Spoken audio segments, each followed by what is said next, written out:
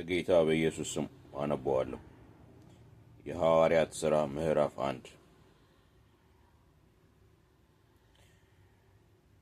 ቴዎፍሎስ ሆይ ኢየሱስ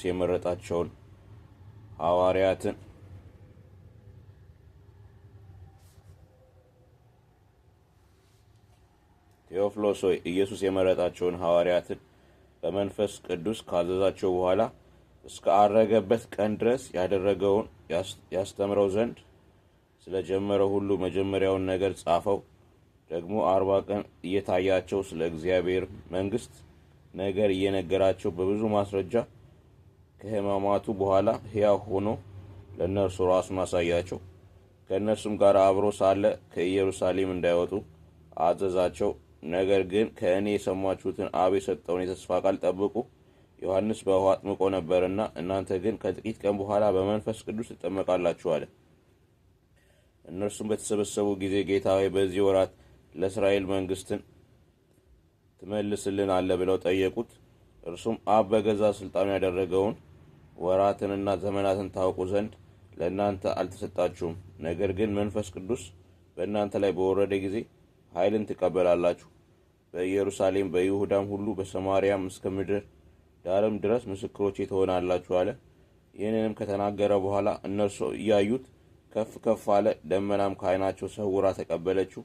እርሱም ሲሄዱ ወደ ሰማይ ትኩር ብለው ሲመለከቱ ሳሉ እነሆ ነጫጭ ልብስ የለበሱ 2 ሰዎች ባጠገባቸው ቆሙ። ደግሞም የገሊላ ሰዎች ሆይ ወደ ሰማይ እየተመለከታችሁ ስለምን ቆማችኋል? ይህ ከእናንተ ወደ ሰማይ የወጣው ኢየሱስ ወደ ሰማይ ሲሄድ እንዳያችሁት እንዲሁ ይመጣል አሏቸው። በዚያን ጊዜ ደብረ ዘይት ከሚባለው ተራራ ወደ ኢየሩሳሌም ተመለሱ። እርሱም ከኢየሩሳሌም የሰንበት መንገድ ያህል የራቀ ነው። በገቡም ጊዜ ወደሚኖሩበት ሰገነት ወጡ። ጴጥሮስና ዮሐንስም፣ ያዕቆብም፣ እንድርያስም፣ ፊልጶስም፣ ቶማስም፣ በርቶሎሜዎስም፣ ማቴዎስም፣ የእልፌዎስ ልጅ ያዕቆብም፣ ቀናተኛ የሚባለው ስምዖንም፣ የያዕቆብ ልጅ ይሁዳም፣ እነዚህ ሁሉ ከሴቶችና ከኢየሱስ እናት ከማርያም ከወንድሞቹም ጋር በአንድ ልብ ሆነው ለጸሎት ይተጉ ነበረ። በዚህም ወራት ጴጥሮስ 120 በሚያህል በሰዎች ማኅበር አብረው በነበሩ በወንድሞቹ መካከል ተነስቶ አለ፣ ወንድሞች ሆይ ኢየሱስን ለያዙት መሪ ስለሆናችሁ ስለ ይሁዳ መንፈስ ቅዱስ አስቀድሞ በዳዊት አፍ የተናገረው የመጽሐፍ ቃል ይፈጸም ዘንድ ይገባ ነበር። ከእኛ ጋር ተቆጥሮ ነበርና ለዚህም አገልግሎት ታድሎ ነበርና ይህም ሰው በአመፅ ዋጋ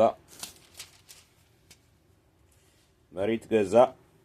በግንባሩም ተደፍቶ ከመካከሉ ተሰነጠቀ፣ አንጀቱም ሁሉ ተዘረገፈ። በኢየሩሳሌም ለሚኖሩ ሁሉ ታወቀ። ስለዚህም ያ መሬት በቋንቋቸው አኪልዳማ ተብሎ ተጠራ። እርሱም የደም መሬት ማለት ነው። በመዝሙር መጽሐፍ መኖሪያው በምድረ በዳ ትሆን የሚኖርባትም አይኑር፣ ደግሞም ሹመቱን ሌላ ይውሰዳት ተብሎ ተጽፏልና። ስለዚህ ከዮሐንስ ጥምቀት ጀምሮ ከእኛ ዘንድ እስካረገበት ቀን ድረስ ጌታ ኢየሱስ በእኛ መካከል በገባበትና በወጣበት ዘመን ሁሉ ከእኛ ጋር አብረው ከነበሩት ሰዎች ከእነዚህ አንዱ ከእኛ ጋር የትንሣኤው ምስክር ይሆን ዘንድ ይገባል። ኢዮስጦስም የሚሉትን በርሲያን የተባለውን ዮሴፍንና ማትያስን ሁለቱን አቆሙ። ሲጸልዩም የሁሉንም ልብ የምታውቅ አንተ ጌታ ሆይ ይሁዳ ወደ ገዛ ራሱ ስፍራ ይሄድ ዘንድ በተዋት በዚች አገልግሎትና ሐዋርያነት ስፍራን እንዲቀበል የመረጥከውን ከእነዚህ ከሁለቱ አንዱን ሽመው አሉ። ዕጣም ተጣጣሏቸው። ዕጣውም ለማትያስ ወደ ቀና ከ11 ሐዋርያት ጋር ተቆጠረ። የሐዋርያት ሥራ ምዕራፍ 2። በዓለ ሐምሳ የተባለውም ቀን በደረሰ ጊዜ ሁሉም በአንድ ልብ ሆነው አብረው ሳሉ ድንገት እንደሚነጥቅ አውሎ ነፋስ ከሰማይ ድምፅ መጣ። ተቀምጠውም የነበሩትንም ቤት ሁሉ ሞላው። እንደ እሳትም የተከፋፈሉ ልሳኖች ታዩአቸው፣ በእያንዳንዳቸውም ላይ ተቀመጡባቸው። በሁሉም መንፈስ ቅዱስ ሞላባቸው። መንፈስም ይናገሩ ዘንድ እንደሰጣቸው በሌላ ልሳኖች ይናገሩ ጀመር። ከሰማይ በታች ካሉ ሕዝብ ሁሉ በጸሎት የተጉ አይሁድ በኢየሩሳሌም ይኖሩ ነበር። ይህም ድምፅ በሆነ ጊዜ ሕዝብ ሁሉ ተሰበሰቡ። እያንዳንዱ በገዛ ቋንቋው ሲናገሩ ይሰማ ስለነበረ የሚሉትን አጡ። ተገርመውም ተደንቀውም እንዲህ አሉ፣ እነሆ እነዚህ የሚናገሩት ሁሉ የገሊላ ሰዎች አይደሉምን?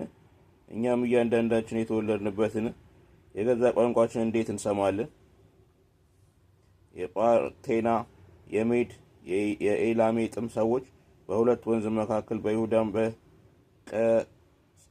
በቀጵጾዲያም ቅቅያም በጳንጦስም በእስያም በፍርግያም በጵንፍልያም በግብፅም በቀሬናም በኩል ባሉት በሊቢያ ወረዳዎች የምንኖር በሮሜም የምንቀመጥ አይሁድም ወደ ይሁዲነት የገባን የቀርጢስና የአረብ ሰዎች የእግዚአብሔርን ታላቅ ሥራ በልሳኖቻችን ሲናገሩ እንሰማቸዋለን። ሁሉም ተገረሙና አመንትተው እርስ በርሳቸው እንጃ ይህ ምን ይሆን አሉ። ሌሎች ግን እያፌዙባቸው ጉሽ ወይን ጠጅ ጠግበዋል አሉ። ነገር ግን ጴጥሮስ ከአስራ አንዱ ጋር ቆመው ድምፁንም ከፍ አድርጎ እንዲህ ሲል ተናገራቸው። አይሁድ በኢየሩሳሌምም የምትኖሩ ሁላችሁ ይህ በእናንተ ዘንድ የታወቀ ይሆን? ቃሎቼንም አድምጡ። ለእናንተ እንደመሰላችሁ እነዚህ የሰከሩ አይደሉም፣ ከቀኑ 3ኛ ሰዓት ነውና። ነገር ግን ይህ በነቢይ በኢዮኤል የተባለው ነው። እግዚአብሔር ይላል፣ በመጨረሻው ቀን እንዲህ ይሆናል፣ ሥጋ በለበሰ ሁሉ ላይ ከመንፈሴ ያፈሳለሁ። ወንዶችና ሴቶች ልጆቻችሁም ትንቢት ይናገራሉ፣ ጎበዞችም ራእይ ያያሉ፣ ሽማግሌዎችም ሕልም ያልማሉ። ደግሞም በዚያች ወራት በወንዶችና በሴቶች ባሪያዎቼ ላይ ከመንፈሴ ያፈሳለሁ፣ ትንቢትም ይናገራሉ። ድንቆችን በላይ በሰማይ ምልክቶችንም በታች በምድር እሰጣለሁ። ደምም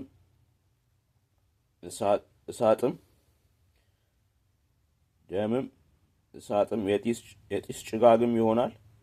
ታላቅ የሆነ የተሰማም የጌታ ቀን ሳይመጣ ፀሐይ ወደ ጨለማ፣ ጨረቃም ወደ ደም ይለወጣሉ። የጌታን ስም የሚጠራም ሁሉ ይድናል።